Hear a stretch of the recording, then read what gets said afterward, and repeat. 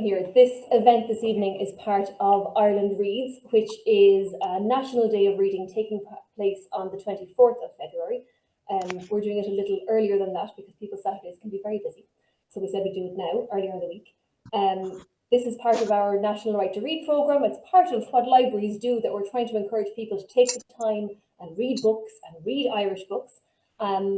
Usually for Ireland Reads, we would do a lot of children's events in Offaly Libraries. But this year we've been focusing more on the adults. So last week we had Patricia Gibney in Eden Derry Library. We're lucky enough to have Mark O'Connell here this evening. And we have Geraldine O'Neill is going to Burr Library next Wednesday the 28th for a chat about her own writing and her own books. And she's a local Offaly author. But this evening we are very pleased to welcome Mark to talk about his book, which was published last year. I'm just going to let a couple more people in there. A very small introduction to Mark would be that Mark is a regular contributor to The Guardian, the New York Review of Books, and other such prestigious publications. Hang on, folks. I'm just going to make sure that you can all see Mark. There we are. He is the author of 3 books. This is the 3rd one. His first was called How to Be a Machine. His second was called Notes from an Apocalypse. His first book was awarded the 2018 Wellcome Book Prize and the 2019 Rooney Prize for Fiction. And A Thread of Violence won the 2023 Unpost Non-Fiction Book of the Year last year. It does strike me, Mark, that this book is a very different one to your previous 2, in that, you know, your previous 2 saw you getting out about the world. No, I have it up full. I'm just going to make sure I have everybody muted. Getting out about in the world, while this one was very much a local affair. Do you want to tell us something about the book? Yeah, well, yeah, I mean, it's funny you should say that. Like, we were just before we started, we were talking about the pandemic, and in a way, it's very much a pandemic book in that it wasn't conceived of in that way, that I would, you know, write about this story that happened, you know, in a sort of a couple of square miles from my house. But that's just the way it worked out, and it was sort of it was a book that sort of worked with the place that I was in and that the world was in at the time, which is that you couldn't really go very far. But yeah, essentially it's a book about this man Malcolm MacArthur, who I imagine some of the older people in listening in tonight will know exactly who he is, and especially in Offaly, where there's you know, quite an obvious connection with his murders. But in 1982, he was a very sort of well-known socialite kind of figure on the social scene in Dublin, and he was fairly well off, came from a sort of quasi aristocratic, or at least sort of landed gentry background in County Meath, and he had quite a substantial inheritance, which, you know, he never worked. He lived quite a sort of a leisurely, cultured life and really enjoyed himself, and the money ran out. And so instead of getting a job or, you know, finding some way to kind of shore up his finances or make an honest living, he decided he was going to rob a bank. And in the course of attempting to pull off some kind of bank heist, which he never did actually succeed in pulling off, but in the course of attempting to do that, he very brutally murdered 2 people, a young nurse from County Meath named Bridie Gargan, and a young farmer, 27 years old, from Offaly, Donald Dunn. So I think the reason why we're still talking about it to this day, and the reason why it's still such a notorious case, is that when he was arrested, there was a very public manhunt and investigation, and there was a huge kind of media circus around the whole thing. And he was arrested in the home of a friend of his, Paddy Connolly, who he was staying with at the time of the aftermath of the murders. And Paddy Connolly was the Attorney General, so there was a huge political scandal, and sort of came close to bringing down the government. Didn't quite bring down the government, but sort of contributed to the fall of the Haughey government, the first Haughey government, later that year. So yeah, MacArthur went to prison for 30 years, and I kind of come to the story 30 years later when he's released, and I was doing a PhD in Trinity on the work of John Banville. Banville wrote this book called The Book of Evidence, which some of your library members may well know. It's a fantastic book, but it is based loosely but sort of recognizably on the MacArthur case. And so when MacArthur was released, I was writing this PhD and, you know, thinking about this fictional character, you know, reading these books and reading, you know, works of academic criticism, discussing these books and so on.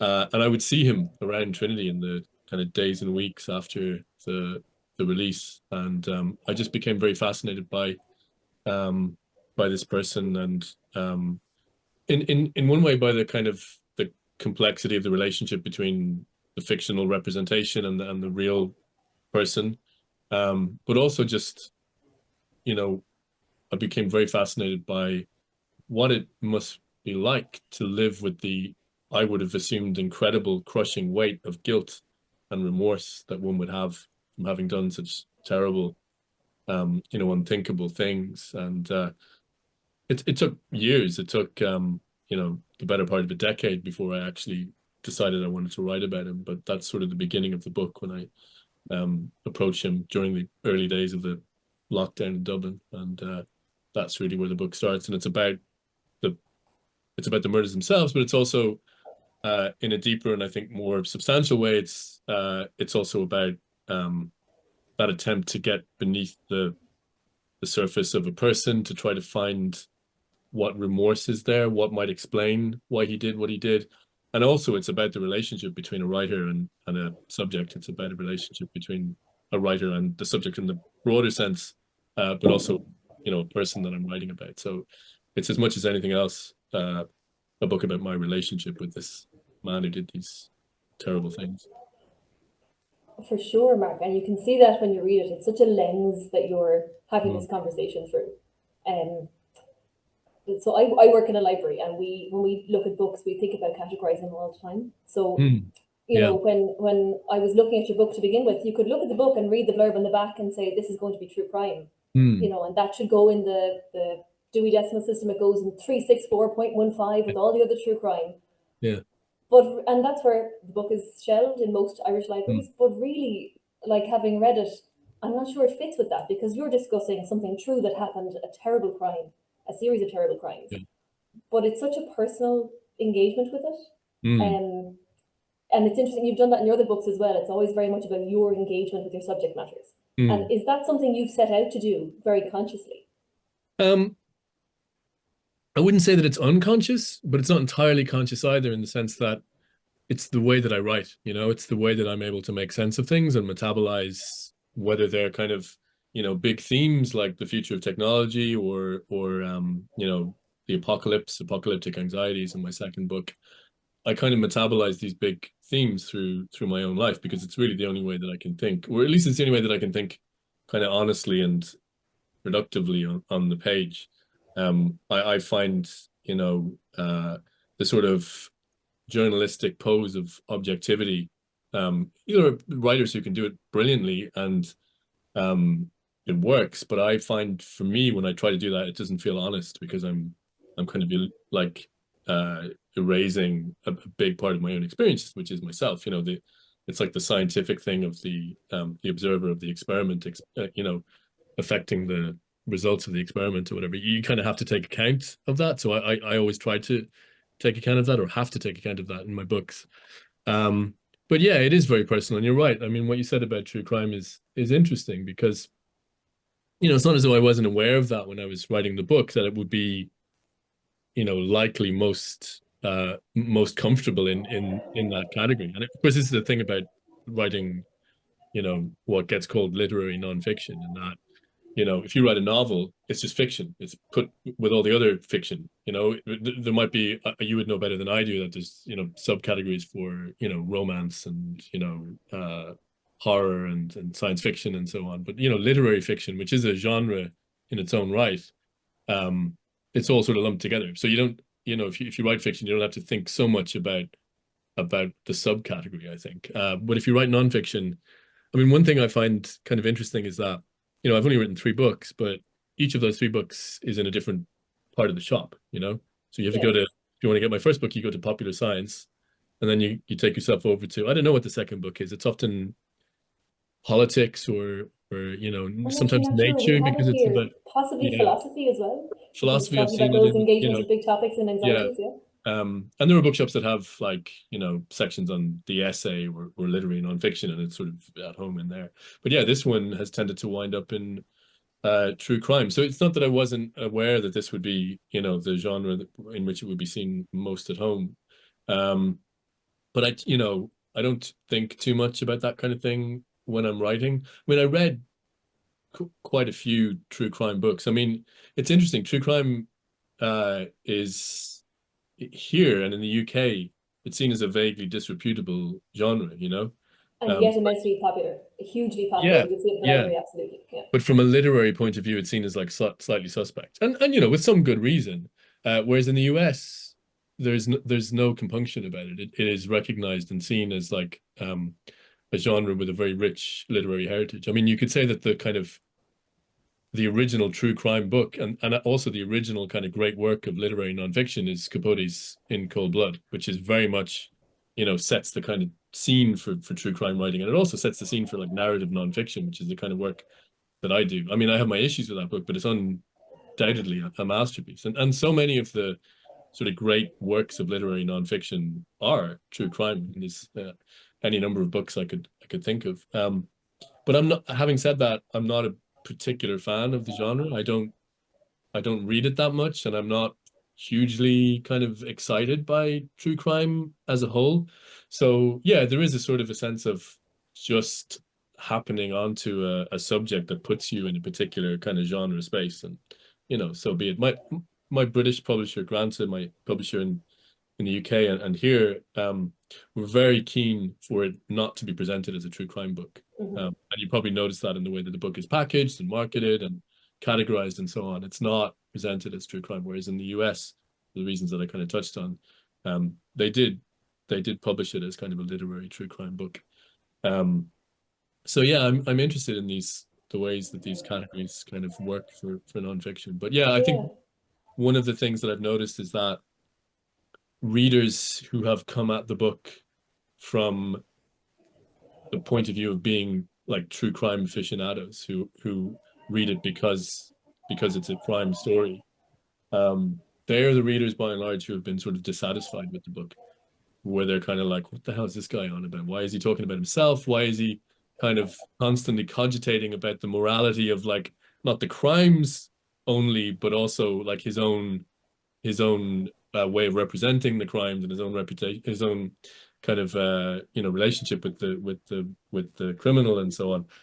These are things that don't tend to get brought into true crime writing. No, certainly Aware. not. Yeah. There are precedents for it. I'm well aware, but yeah, by and large, it's sort of that sort of thing has been a bit frustrating for people who just want the story, they want the narrative, and they also want the story resolved, right?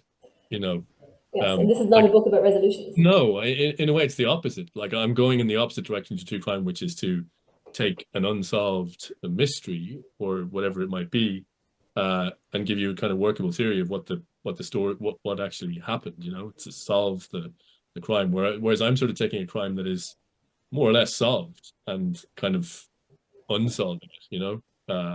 Sort of making it more mysterious in a way. So yeah, in that sense, it's I'm happy enough for it to be called a true crime book if that's what works. But yeah, these categories are not. They're very useful from the point of view of shelving a book so that people can find Oh it. yeah, and for booksellers and libraries, And for absolutely. You have to booksellers know where to and find something. publicists and all these kinds of things are really useful. But from the point of view of actually writing and like think and talking about books, they kind of get in the way a little bit. But that's the nature of the. Oh yeah, and no book is any one thing either. You're always making a call on where you're going to put it, what Yeah, box you're going to put it in. yeah. Yeah.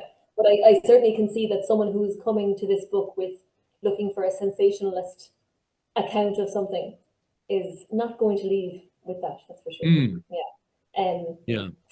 I don't know, Mark, did you see the RTE book club series that started last week? I didn't. I know. RTE I know the book they have a was. lovely kind of goggle box for book clubs. It's a Yeah, I've great heard it described as that. Yeah, I first didn't see episode it. last week, and your book was one of the ones that was Yeah. discussed. And I thought it was very interesting because you mentioned earlier that some of our older listeners here might know about this book. Mm, I don't know. I definitely think the age is an issue. I was born a year after, the murders. You were born a few years before, so neither of us have any memory of it at the time. But it absolutely was something that would have been discussed in the home. People knew about. MacArthur's name would have come up. You know, Haughey and his Gubu reference. Very much something that you knew. There was kind of a generational memory about it. But some of the younger people on that book club had never heard of Malcolm McCarthy. And do you think a lot of the interest has been from people coming to it with a lot of preconceptions because they know about it from the past, they've read about him, they remember it happening, or are people coming to it as new readers and being surprised to learn about it? It's hard to say what the split is, but it's like, it seems like 50-50, you know? Like, this is the first book I've written where it's always very difficult to have a sense of like who your readers are and like where they fit in demographically or whatever. But you know, up to now, I've sort of felt that my readers are largely youngish and typically male, particularly from the first book. Sort of like, you know, bookish, nerdy young men seem to be my constituency, or were until fairly recently. And like now, just anecdotally, you know, it's become clear to me that like everyone's mum and dad are reading this particular book because they remember the case, and they're like, you know, it has a kind of a, as you say, it's part of the cultural memory here, particularly in Dublin, I think, and you know, to some extent I would say in Offaly as well, but in Dublin it's part of the cultural kind of memory.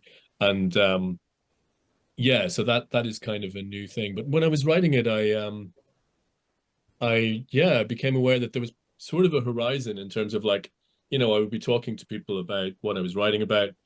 And, you know, I don't know how many times I was in a taxi and I would mention, you know, I'd be going somewhere. Oh, I'm off to, you know, a book event in London or whatever. Oh, you're a writer. What are you writing now? And I would mention it. And, you know, I would say 5 times out of 10, the taxi driver, if he was above a certain age, and taxi drivers, you know, typically are, if they're Irish, would have some memory about MacArthur or, you know, some story about him or whatever. And even since the book has come out, you know, I don't think I've done an event where it hasn't happened that someone has either come up to me afterwards with a personal story with some connection, or, you know, they met him since his release, or would have something to tell me. So yeah, like it's a combination of the case itself looming very large in Irish culture and taking up so much oxygen in that period of the early 1980s, and also just the smallness of Ireland, the sort of intimacy of the country. You know, all the connections, even the ones you mentioned yourself between some of the people in your book, you know, that mad connection between Wrighty's family farm and Charles Haughey. Haughey's own, that, for those of you who don't know, who that Charles Haughey family had owned the farm on which Wrighty's family lived. I mean, a very strange connection, but you're right, it's to do with how small we are as a nation, right? And also that sort of, I mean, I didn't really allude to it when I talked about where the book came from and why I wrote it, but you know, my own connection to the case is tenuous, but it is, from my own point of view, in terms of why I wrote the book, it's important in that my grandparents lived in the same apartment building as Paddy Connolly. So they, you know, my grandmother, I'm fairly sure, was questioned in the investigation, and I knew that this stuff had happened in this building. You know, as you say, I was too young to remember it, but it certainly, don't want to say that it cast a shadow over my childhood. It was nothing that dramatic, but it was something that I was very aware of, and I would have thought about and, you know, been told about when I was visiting my grandparents, that this thing happened in their building and involved one of their neighbors. And so yeah, like it is very much it's kind of a claustrophobic story in a lot of ways, because Dublin is a small city. It's a very intimate city. You know, you bump into people and everyone sort of knows each other, and it's like, you know, it's a small, intimate place, and it's that kind of story because of that, you know. It's an interesting word you're using, because it's definitely an impression I got during the book. You know, you're going to, you know, you made it your business to identify MacArthur, to find him, to not make a connection with him, but certainly to ask him the question, could you talk to him? And then to go into his home, which also sounded very claustrophobic. Like there's a very enclosed sense in how you talk about those interviews happening. And like that's a question that has come up when I've been telling people we're going to do this chat. People who've read the book have said, I can't really imagine going to a person's house, asking them these questions, and especially going to the house of someone who has committed such heinous crimes. Like, how did you feel having made that connection and arranging to do it, like walking up the steps to the apartment? Oh no, going up in the lift, sorry. You went up the lift. Yeah. You see, it's a difficult question. I mean, it's not a difficult question to answer. It's actually fairly easy to answer, but it's difficult to say, like, see, if I were you, or if I were just someone who wasn't writing a book about MacArthur, I think it would have been deeply uncomfortable and deeply strange and kind of unsettling. And, I would wonder, what the hell am I doing here? Why am I doing this? And I probably wouldn't do it. Um, but the fact is I wanted to write a book about MacArthur. And so I could never separate my, you know, the sort of writer self from from my ordinary self, if that makes sense. So yes, it was often a bit weird and uncanny and uncomfortable, and as you say, claustrophobic, being in that room and hearing him talk about these crimes, and yeah, the sort of like enclosedness of the space. All of those things were factors, but always mitigated and to some extent overridden by the kind of slightly kind of amoral thrill of being in a room with this man and it generating this, for me, extraordinary material for my book. No, I always think of because, it is a thing I get asked about not infrequently. And there's an amazing documentary. It's on Netflix about the American writer Joan Didion, who's like a really kind of influential and important American nonfiction writer and novelist of the sort of 60s and 70s. And she wrote this very famous essay called the White Album, which is a sort of a long impressionistic magazine article about the sort of cultural milieu around the Haight-Ashbury kind of area of San Francisco around 1967, and the hippie kind of scene that was bubbling up there. And there's a particular moment in that essay where she is sitting in a house with these hippies, and she's sitting in the kitchen, and a little girl who's I think 4 or 5 wanders into the room, and she looks like really spaced out and she's acting quite strangely. And Didion turns to the parents of the girl and says, is she okay? And the mother says, yeah, she's fine. She's just, we just gave her first hit of acid earlier. And so like this is just total, the most horrible thing you could possibly imagine. This 5-year-old girl being given like, hallucinogenic drugs. And, Didion doesn't really speak about her own feelings in that moment. But in the documentary, which is, just came out maybe 5 or 6 years ago, not long before she died, the filmmaker, the guy who made the documentary, who's actually her nephew, Griffin Dunn, it's the first scene, I think, in the documentary, and it's really extraordinary. And he says, in that moment, when you were in that room and you saw that girl walk in, what were you thinking? What kind of, how did the horror of that impact you? And she kind of, she's very, very old. She's like in her 90s, I think, at the time. And she kind of goes quiet for a little bit. And then she just gets this like really kind of sort of slightly devilish look in her eyes. And she said, well, I was thinking it was just pure gold, and it's like an amazing moment because it's like, in a way, it's sort of shocking. But for a writer, certainly the kind of writer I am, it's like so, what's the word? Like it's just relatable, because that is what happens. You get into this kind of amoral or you can't really encounter a thing as a you can, but it's like the writer self kind of takes over. So much of what I was experiencing with MacArthur was there's stuff in the book about his apartment and like the sort of bizarre spectacle of the way in which he covered his bookshelves and his television and his furniture in black plastic, which when I saw it first was like, yeah, it's creepy and strange and uncanny, but also it's pure gold as material. It's like who would have thought, And so there's you're a lot of that honest going about on. that in the book. What's I mean, that? you're very honest about that in the book. You talk about mining him for Hmm. material, like quite openly. And you would have said that to him as well, right? That was part of Um, the deal, that he knew you were there to write a book, to gather material. yeah, I mean, he knew I wasn't. Well, that's part of the kind of um, tension of the book in a way, is that it is a somewhat intimate relationship, and he's a very lonely man, and you know, the sort of specter of friendship kind of comes into play. And I'm very like wary and aware of his vulnerability and his you know, loneliness, and the way in which it would be very easy for me to take advantage of him, and actually the impossibility of not taking advantage of him. But I always want to be honest about that. I always want to be like honest as I can be to him, that, you know, I'm not on your side here. Ultimately, I'm writing a book and I'm serving my own purposes here. I'm totally, you know, not in the business of exonerating you or of even telling your story in the way that you want it to be told. And he understood all that, but at the same time, you know, yeah, I had to be constantly aware of the kind of the moral trickiness of the position I was in. So I do write about that quite a bit in the book, partly because it's honest, but also because it's interesting. It's, you know, it's interesting material for me to think about, because I'm very interested in, like, yeah, the morality of writing, you know, and this is something we haven't really touched on, but like the reality of writing about two very brutal murders that happened in living memory, you know.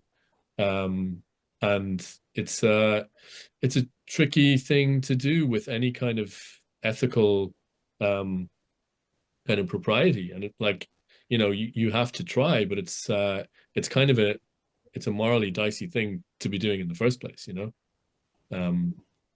So yeah. You do engage with that though, absolutely, in the book, and you talk about the victims. I mean, you explain the actual sequence of events and the chronology of it, and you do mention that you did reach out to the victims' families, to Dun and Brady Garvin's Mm. Garvin's families, but that they weren't interested in speaking to you. And would you have wanted to talk to them, Mark? I mean, this book is so intensely focused on MacArthur and your engagement with him. Would it have added to the book to have spoken to those families, do you think? It's just really hard to know. You know, it wouldn't have been the book that it is. Yeah. And you know, the book, I think the book I always wanted to write was a book about a murderer. You know, I wanted to try and, you know, represent the life of a, you know, a villain, for want of a better term, for want of a better term. But I also felt it was, you know, this is early on. I felt it was really important to get their stories and to allow them to speak about their experience if they wanted to. It just turned out that they didn't want to. And like, totally understandably, they have lived with the consequences of what he did for, you know, decades, and have talked about it a lot. And it, you know, the pain never goes away, and talking doesn't make the pain go away. So I totally understand why they didn't want to speak. So yeah, you know, it doesn't necessarily, it's not that it let me off the hook, you know, because I do kind of wrestle on the page with the question of how to represent the crimes and whether I should try to tell the stories of the victims, and, you know, would that be actually a morally redemptive thing to do? I don't know. Like, there are all these kind of, you know, and I talk about this a little bit in the book, there's this kind of, to get back to the question of true crime, there's, you know, in the last several years, there's been a kind of a perceived kind of imperative in true crime and in writing about, you know, violence and traumatic events of all kinds, that you have a duty to sort of represent the story of the victim, to tell the victim's stories, to, you know, as they say, center the narrative of the victims. And I kind of question that in a way.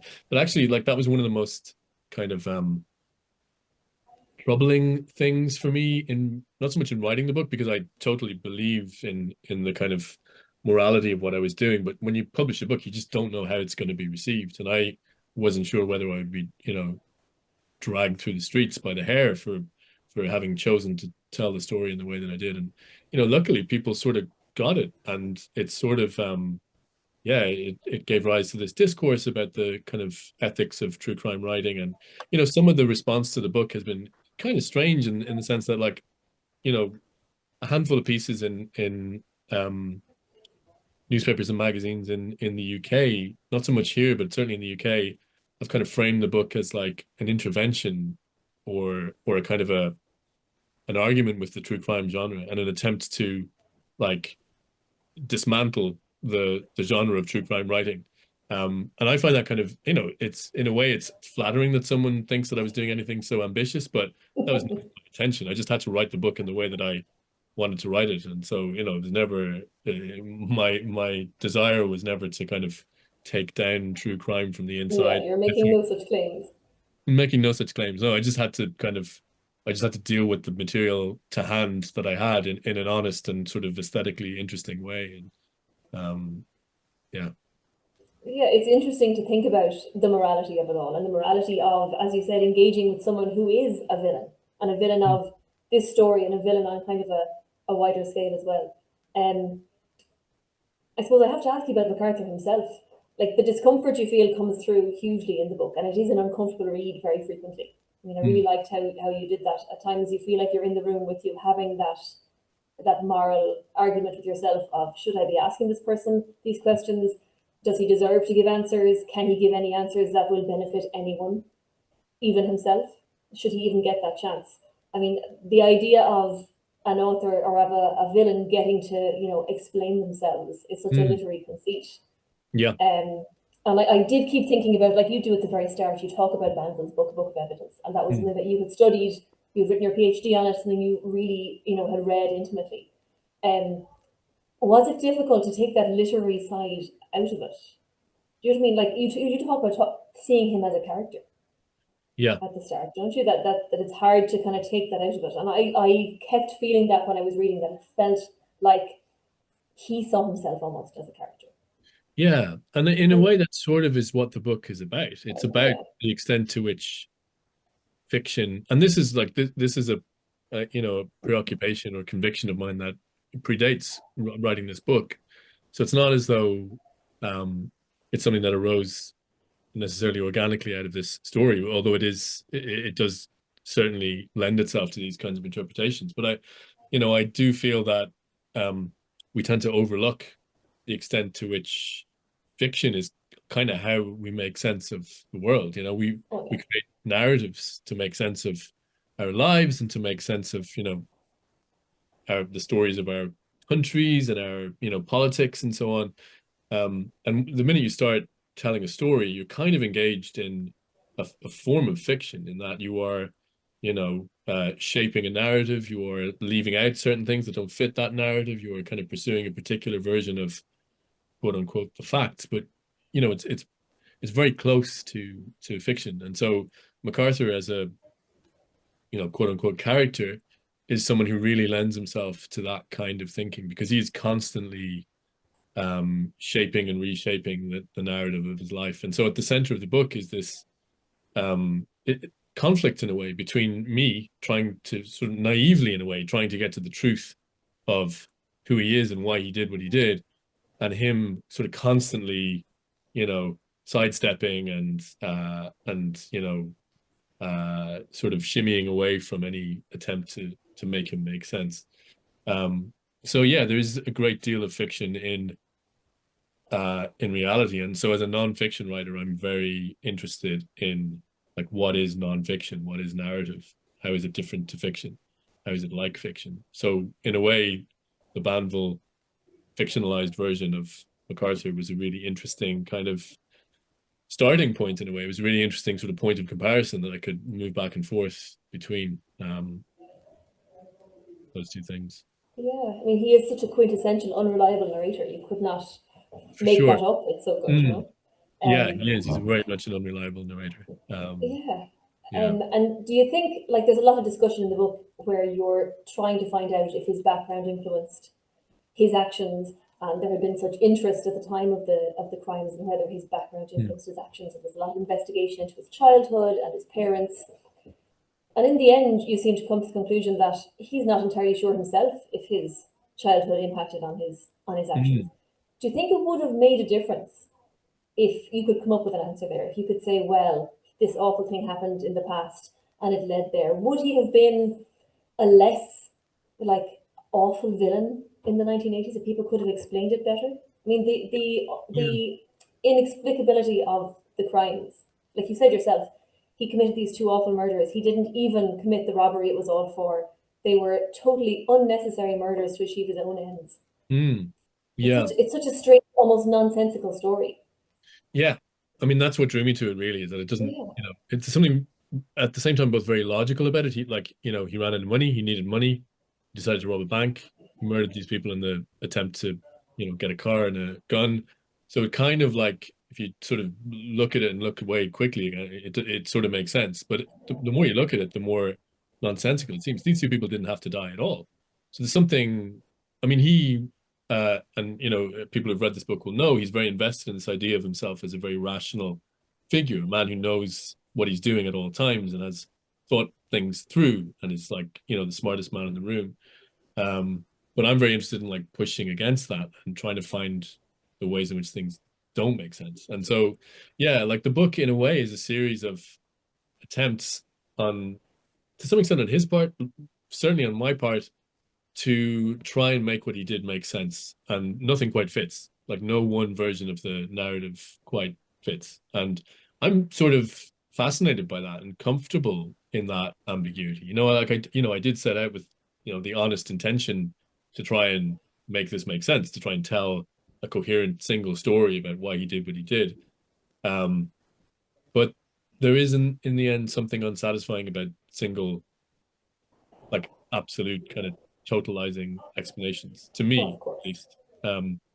So yeah, and like one of the things you know, some readers have noticed it, most haven't, and I think that's totally fine because it's something that's actually not on the page. But one thing I was really keen not to do in terms of, you know, trying to find explanations for the crime is, you know, I talked to so many people both while I was writing the book and after the book came out who would say, and some of them, you know, experts, psychologists and so on, who would say, oh, he's clearly this or that, or, you know, this is clearly a case of, you know, this condition or that syndrome or whatever.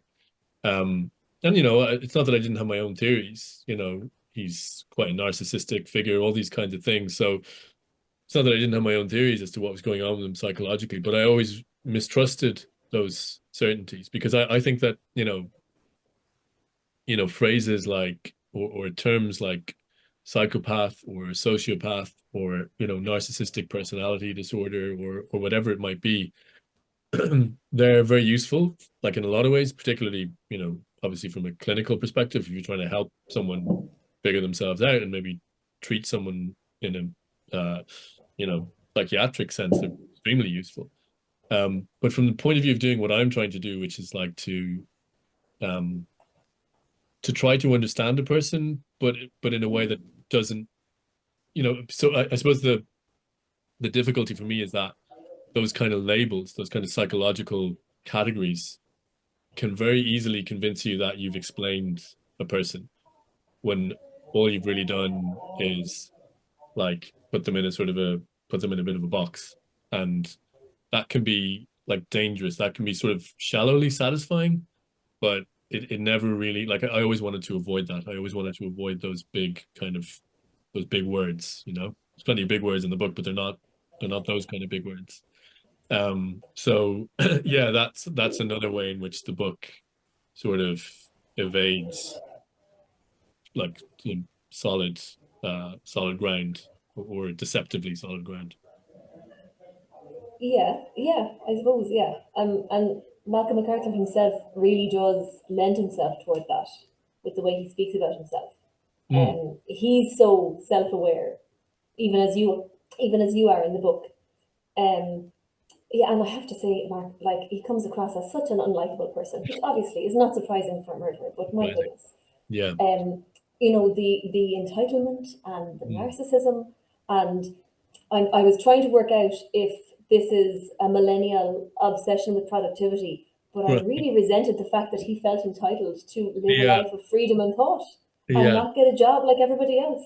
And when I read that piece, you know, where he talks about how that if he did something great with his life, that if it turned out he had to get a menial job during that, it would ruin, was it the aesthetic of it or the arc of it?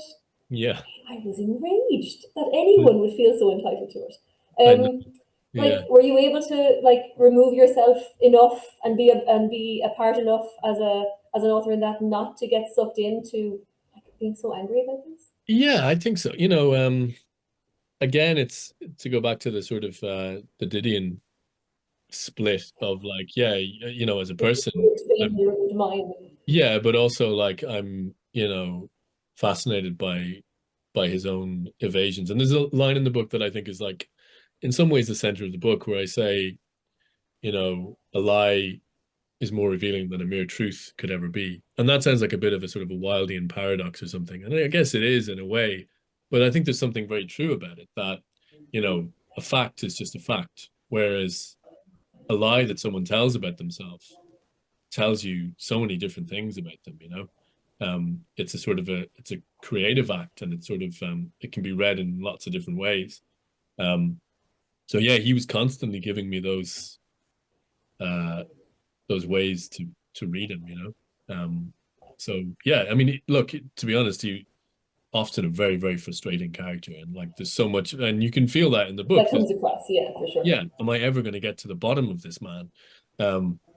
But also, you know, as I say, I'm fascinated by ambiguity, and I don't know that you can ever get to the bottom of any person, let alone someone as kind of slippery and ambiguous as Malcolm MacArthur. I think, you know, another person, you know, one of the things it's not in the book, but like a conversation that I had with MacArthur before the book came out. But so when the book was when my publisher announced the book, it was, you know, there was a little bit about it in the news, and the Irish Times had an article about it because, you know, it was noteworthy, not because Mark O'Connell was publishing a new book, but because Malcolm MacArthur had finally spoken publicly, and there was going to be this book about it. But one of the things that was in that Irish Times report was the title of the book, Threat of Violence. And when MacArthur read that, he was very angry because he immediately recognized that as a quote from something he had said himself. But what he says in the book is that you can't say that there is a threat of violence that links going back to my childhood, that explains what I did in 1982. He's very keen to remove any sort of psychological explanation for what he did through his childhood. And you know, I said, well, look, when people read that section of the book where you say that, they will understand that there's a kind of an irony to the title, that it has to do with like a sort of an ongoing dispute between you and I, and that's sort of a negation of what you're saying. Because, and I said, you know, I'm basically a Freudian in the sense that I believe that we are driven by motivations that we don't fully understand, and that we're all of us kind of mysterious to ourselves, and we don't really know what we're doing. You know, we're, you know, somewhat mysterious to ourselves. And he said, well, you know, if I'd known that about you, if I'd known that you were Freudian, I would never have agreed to, you know, to talk to you in the first place. Like on political grounds. Yeah, we're just, you know, he's totally a rationalist. Like we're totally coming from opposite ends of the kind of spectrum of human understandings, in that, you know, my thing is psychoanalysis, and that's, you know, I don't talk about it in the book, but it's probably obvious to anyone a little bit about psychoanalysis that that's kind of informing my reading of him as a person. And he was very disturbed by that, because for him, he said, you know, I absolutely understand what I'm doing, and I totally understand my own motivations, and, you know, other people might not understand what they're doing, but I absolutely do. So yeah, that was another one of those kind of strange moments of like the sort of the ground sort of, you know, opening up between us. And but I do think that, you know, we don't understand ourselves nearly as well as we think we do, and knowing another person is, you know, it's a life's work in a lot of ways, and there's lots that we can never understand about even the most open books of among people. So someone like MacArthur is, in a way, an interesting kind of test case for the unknowability of a person. Yeah, I mean, I don't know how you could believe him claiming to be a total rationalist who understands all of his own motivations when he clearly, well, he claims he does not. You know, he speaks about his actions as an episode in his life and claims to be a good and moral person. Yeah, no one has understood themselves less than Malcolm MacArthur. Yeah, and that really comes across in the bookmark. It's really fascinating to see it. This total absence of understanding and self-understanding. Yeah. I know, like at one point you said he's very self-aware, and in a way he is. Like, he's aware of his impact on people, but in another sense he's totally unself-aware, as in he has, you know, of his internal life. Yeah. Yes, yeah. And also, you know, of how he comes across and how things he says might be picked up, you know. You do wonder how he would have managed in prison. I mean, I know you mentioned very briefly in the book that he was seen as someone to go to who would help you out with writing letters, or someone who knew things.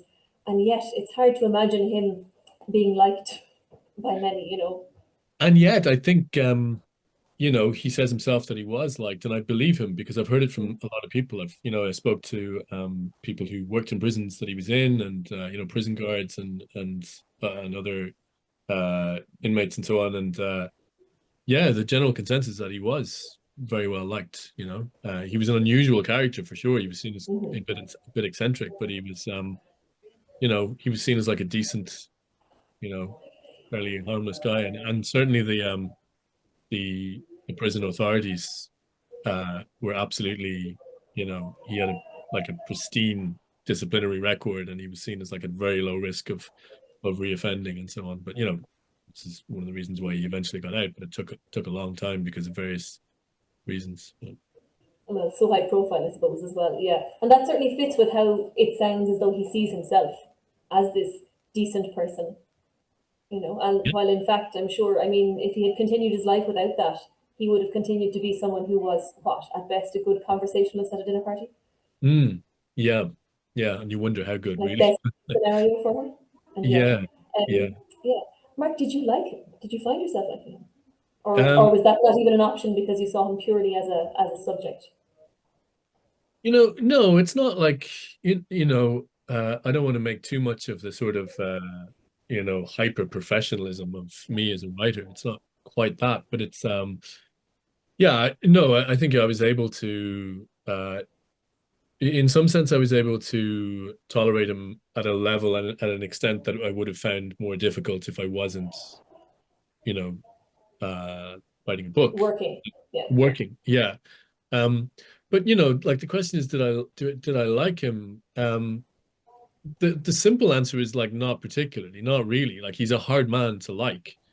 Um, but also there are aspects to him that I found um quite poignant and quite, you know, I empathized with him in a lot of ways. And I don't think he's a monster. And like, you know, when I say this, I've been surprised actually when I say this publicly.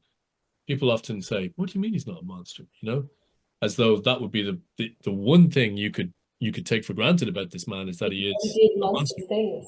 Yeah, and he did. But he is recognizably, complicatedly, confoundingly a human being. You know, he's not. I don't think he's nearly as good a person as he wants to make himself out to be. But I also don't think that he is the devil. You know, he's not.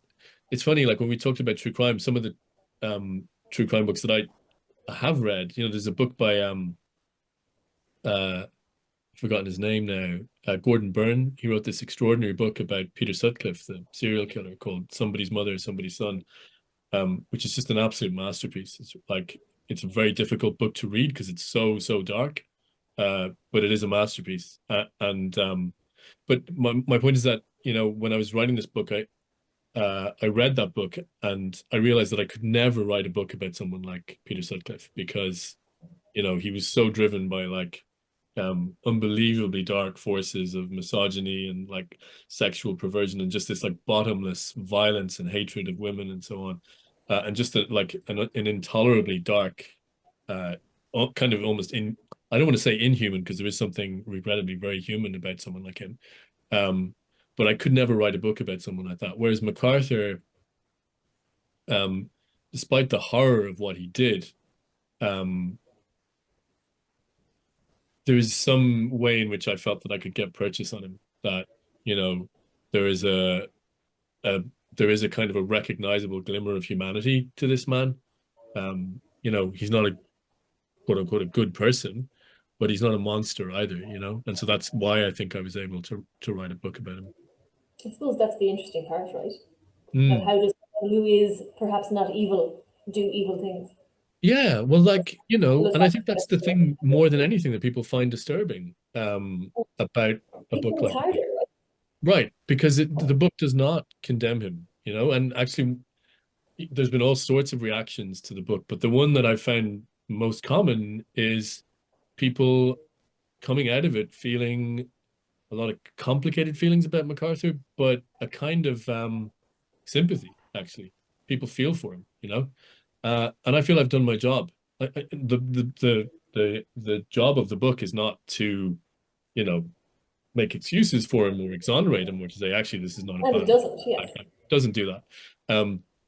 But I do want people to come out with complicated feelings. I do want people to come out with like mixed emotions about this guy. And like, while never, you know, so my job as I see it in a situation like this is to never lose sight of the horror of what he did, like never lose sight of the sheer weight of the crimes that he committed, the people whose lives he took, and the people who survived, whose lives he has destroyed.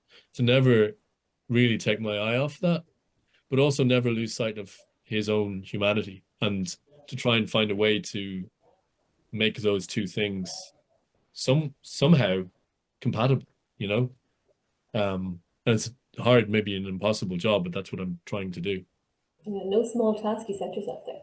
Yeah. But I do think you have carried it out very well. I mean, I certainly left the book with very mixed emotions. Good.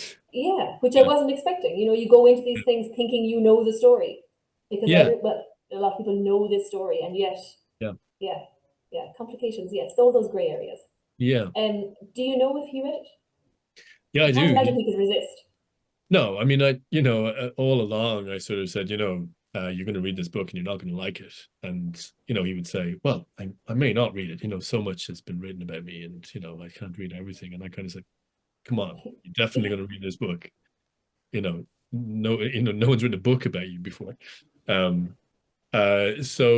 yeah, he did. I didn't want him to read it too far out from publication, because that just can cause problems. But he read it, a few weeks before it was published, and yeah, he was not happy. He was very unhappy. He was particularly kind of disturbed and angered by the way in which I wrote about how he talked about the murders, particularly the murder of Bridie Gargan. He uses this like very extraordinary, very sort of clinical kind of distanced language to talk about and the passive the voice act all of the murder. time. Yeah, and the passive voice. And I kind of analyze that, and I take a quite sort of forensic approach to his use of language. And he was very disturbed by that because, I suppose it's a disturbing thing at the best of times to see oneself reflected in someone else's mirror. It must be, yeah. But that was something he was very uncomfortable with because, as he said to me, well, and in particular at issue was, he uses a medical terminology to describe how she died or why she died, which is this term contre coup, which is the impact of the brain on the inside of the skull. And I just found that totally horrifying that he could kind of, almost delegate the murder, the cause of death, not to him hitting a person with a hammer, but to, this medical terminology. And, he couldn't understand why I was making such a big deal out of this. And, he got very angry. And in a way I got angry too, because, the book took about 2 years to write in terms of like, we were talking on and off, obviously, but we talked a lot over the course of 2 years. And for most of that time, I would keep my powder dry. I would sort of let him talk, and I would, it was never in my best interest to really push back or get angry at him. But there was a lot of frustration in that time. So, once the book was done and between covers and he had read it and he was angry with me, I was able to, not that I was able to, but I just felt like I had no choice but to kind of get angry with him. And it was tense and it was difficult. And we talked again a couple of days later, and I felt for him in a way, because it's it must be a very distressing thing to have your kind of life pinned down and examined, and very exposing. Very exposing, yeah. And so I feel a certain kind of responsibility to him or for him. So it remains sort of complicated in lots of ways, but he has read it, and I think he's, if he had been happy with the book, that would have been a disaster. I would have known that I'd done a bad job. If he had liked it, you would not have done your job at all. Yeah, absolutely. Okay, Mark, thank you. I'm just looking at the time here. We do have a couple of minutes for questions if anyone has any, and I know there's a couple have been sent to me in the chat. here. Okay.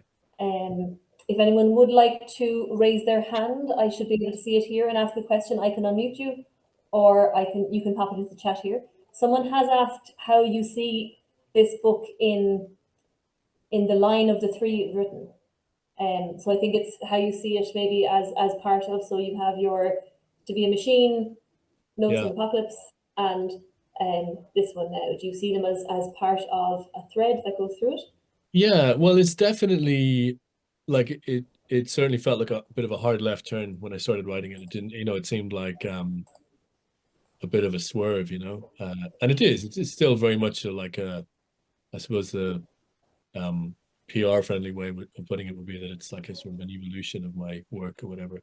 And it is that in a sense, but it's also, there are certain preoccupations that I come back to always, and that go back to my first book for sure. And one of them is like, I'm very interested in kind of surprisingly blurry line between rationalism and madness. My first book is all about that. It's all about people who believe themselves to be like hyper rational and hyper scientific, and are using this rationality and sort of investment in technology and reason to pursue projects that are kind of insane. Yes. Pursue a vision of humanity that is like really wacky. So I'm very interested in that. And MacArthur in a way is like the way in which I approach him is sort of in keeping with that, as in like he is someone who sees himself as being the smartest man in the room, the most rational man in the room, who has very good reasons for everything that he does and understands himself, as I've said, very well. But actually there's a bottomless darkness of, irrationality beneath all that. So yeah, it's a much darker book than the first book, and it's darker even than the second book, which is about apocalyptic anxieties. But there is, I think, a sort of a thematic through line. It's not obvious, but it's there under the surface, I think. Yeah. I will confess, Mark, I didn't read your second book because it came out during the pandemic and I could not bring myself to take on more existential dread at the time. Yeah, no, it's a but very, very common response to that book at that exactly. time. Yeah. Someone else has asked, Trina here has asked what books you were reading when you were writing this. Oh gosh. Yeah, let me think. Well, there was a few books that were sort of models for this book in a way. Books that there was the book that I read again and again. And I don't know how many times I read it. I like bought it in every conceivable format and read it and lost it and given it away to people and having it stolen. And but there's a book called The Adversary by Emmanuel Carrère, who's a French nonfiction writer. And that is, yeah, that's the one book that I think of when I think of how a true crime story can be a really literary kind of artistic enterprise. And I think there are certain kind of inspirations that I took from Carrère and how I wrote this book. So that's a big one. The other one that gets, it almost got sort of slightly annoying in that like almost every review that came out about my book mentioned this book, but I think with good reason, because it's an obvious kind of influence. But there's a book called The Journalist and the Murderer by Janet Malcolm, who's an American. She died a couple of years ago. She was a New Yorker writer, and she wrote this really incredible book called The Journalist and the Murderer, which is, again, it's not really a true crime book in the sense that it's actually a book about a true crime book. It's a book about this writer, Joe McGinnis, who wrote a book called Fatal Vision about a guy who was accused of murdering his family, Jeffrey MacDonald. And she writes this book about essentially the accused murderer, Jeffrey MacDonald, sort of let the writer into his life. And the writer kind of introduced himself as this person who would tell MacDonald's story and would kind of exonerate him, and who believed him to be innocent, and was going to show that. And of course, the book that he wrote was a complete bastardization of that kind of premise. And he was taken to court ultimately by the subject of his own book, who was this convicted murderer. and it's a really amazing kind of canonical, and it's like justly regarded as a classic by non-fiction writers of all sorts, journalists in general.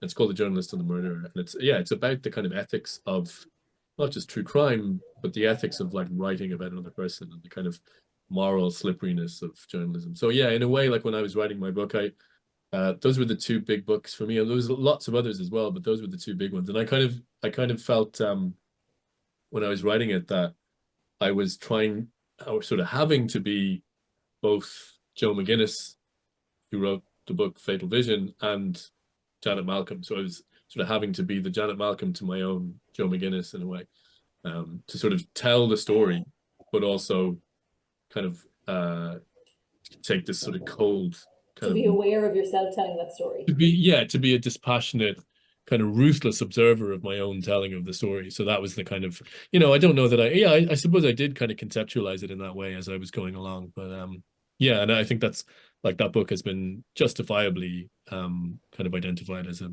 major kind of influence on my book. And I'm happy to acknowledge that and for people to notice it as well. Oh yeah, it's a useful comparison.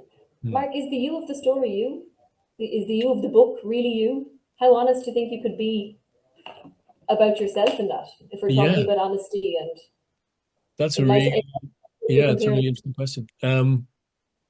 Yeah, it is like, it's definitely a version of me. I mean, it's a really interesting question, and it's one that I think about a lot because, like, this is a story of like 2 years of my life, right? But actually, it's only it's not a small part of those 2 years. It was what I was doing for work, but there's like so many other things going on in my life at that time. Like most of us, I was going insane because of the lockdown and pandemic. I had 2 young kids. There was lots of other things going on, and there was lots of joy and lots of like fun and stuff like that. So no, it's not me. And actually the prospect of trying to honestly and accurately represent what an actual representation of me in that time will be like is kind of dizzying. So it is like, it goes back to what I was saying at the beginning, in the sense that like nonfiction is a very kind of niche genre of fiction, in the sense that it has very specific rules. You can't make stuff up, but it's still kind of fiction in a way because you leave out so much, so yeah, like the me at the center of this book, or just slightly off the center of the book, is in a way kind of a fictional character. Yeah. That's what the writing process does, right? Yeah. But you can only strive toward truth. It's not something anyone can ever really get you. Certainly not when you're writing a book. Yeah. I would say, I would say happily I'm kind of a fictional character, but I'm closer to the truth than the so-called kind of objective, dispassionate, journalistic observer of most works. You're admitting the gray areas of this. Exactly right. You're trying to bring light upon them. Yeah. I'm telling you that I'm a liar, therefore I'm wrong. Exactly. So at least we know where we stand, and that's really important. Yeah. Okay. Thank you. The other question we have here is, what are you reading at the moment? Oh God, loads, like too many books that I like. I start books and don't finish them. I'm reading like 4 different books at a time. But what am I like? Luckily, I'm sitting at my desk right now. I'm reading about 10 different books on artificial intelligence, because I'm supposed to be writing an article for the Guardian long read about AI. I'm not sure whether it's going to happen, because I don't really know that I have anything worth saying about AI. But I'm reading a bunch of books on AI. I'm also reading this incredible novel, Edith Wharton's The Custom of the Country. I don't know if I haven't read that. That's brilliant. I'm a big fan of Edith Wharton. So yeah, but like, yeah, lots of books. I'm a very haphazard kind of reader. I read all the time and I read a lot, but I don't always finish everything I start either. But there's an honesty to that. Like, no one should have to finish a book that they don't want to finish. Yeah. Or sometimes you're not ready to finish a book that you're reading. Yeah, life is kind of too short, Yeah. Yeah. Except with my books, I insist that everyone finishes my books. Oh, of course, yes. And why would they not? Yeah. I have a hand up from the room upstairs. Have you a question, Michelle? Yeah, we do now. Just, did Malcolm MacArthur receive any monies from the sale of the book? No, no. I'm surprised that I get asked that quite a lot, actually. And it actually, weirdly, maybe because I'm just so naive, it never really occurred to me when I was talking to him for the book that, he told me at one point that he had been offered a really large sum of money, like six figures, to do a series of interviews for the tabloid um, around the time of his release. And I don't believe everything he tells me, but I do believe that seems. But he said he turned it down. Not He did say that he didn't need the money, which again, funnily enough, I do believe him because he's quite self-sufficient in what little he has. He's not. Ironically, he's not someone who particularly pursues a grand life now. He's happy with what he has. But also, I think more importantly, more pressingly, from a legal point of view, it would be an absolutely terrible idea for him to take money for to profit from his crimes. Essentially, would be. I don't think he's likely to ever get brought back into prison, but that would be one thing that would definitely risk him losing his liberty. So he hasn't, as far as I'm aware, he hasn't done it, and he's never spoken in any kind of length about his crimes before, and it never came up between us. And if it had come up, I wouldn't have been able to do it. It would ethically, it just seems, a non-starter, to be honest. From my point of view, I would not have been able to do that. So no. Thank you. Are there any other questions from the room up there, Michelle? No, I think we're happy enough. Yeah, we're happy enough. Yeah, thanks, Great. Sarah. Mark, can you share anything that you're working on at the moment? I know you're reading about AI at the moment. Is anything else percolating? Yeah, there's quite a few things percolating. I haven't really got started on a new book yet. So, I'll be a lot happier when I do, but there's kind of a few things sort of circling the airport at the moment, and no one of them has sort of established themselves as the next thing. So, I'm waiting, and it'll happen eventually in its own good time. But yeah, in the meantime, I'm just working on magazine pieces, shorter things. I'm writing the libretto for an opera about Mars colonization at the moment, so that's kind of there's a departure. Great. Yeah, definitely. Yeah. It is and it fun? isn't. My second book, which you haven't read, is Yes. there's a sort of a section in it that is about Elon Musk's desire to colonize Mars. So there's to have the wealthy have a colony elsewhere. yeah. Mm. So yeah, a brief kind of hard left turn into opera. But I don't think it's going to be an ongoing thing for me. You never know. You could become a permanent fixture down in the Wexford Never Opera know. Festival. Yeah. A full second one. Great. I don't think we have any other questions. Mark, thank you so much. I feel that really has enriched my own experience of reading the book. I might have to revisit some of it to think about it a bit more. Yeah. But that's always a good thing about a book when you want to go back to it. And especially despite the grim subject matter. I think it certainly does invite a second reading. So we're delighted you've been here as part of our Ireland Reads programme. Thank you so much. To those of you who are in the library, there are still a couple of copies. I think we have 3 still to borrow downstairs. And for any of you who haven't read the book, I'm sure this will really encourage you to go out and get it. It's a really, really interesting read. And like I said at the start, I can't say I quite enjoyed all of it because of that discomfort, but it's still a really fascinating one to read and to think about. So thank you so much. Thank you so much, Sarah. And folks, goodbye from Tullamore Library. Thank you.